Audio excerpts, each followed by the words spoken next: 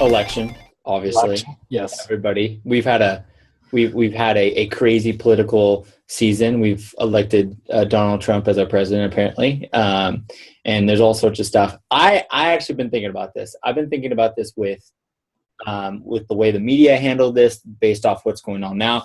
I think about a lot about with social media and just general, like working within a church. I wanted to get your perspective on this, that the media obviously called this wrong. Everybody was like, Yep. like even, I mean, I had so many people who just voted for Trump as well. And they totally didn't even understand that this was going to happen. They still even the night, Tuesday, they're like, there's no way this is going to happen.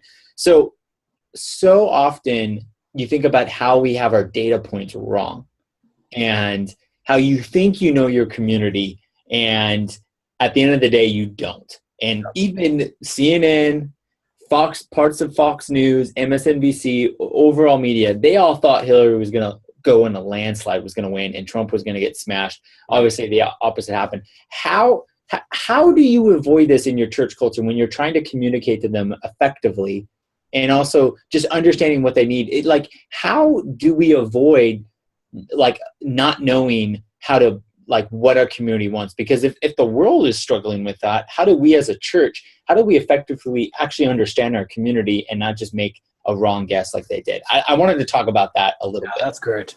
I think, and here's my opinion, is that I think pastors can do this too, just like the media did, is we just jump to assumptions. Since we hear a few people that are really loud about certain things, and we make an assumption based on what we're hearing, but we're not really listening, and we're not really taking the time to really listen well.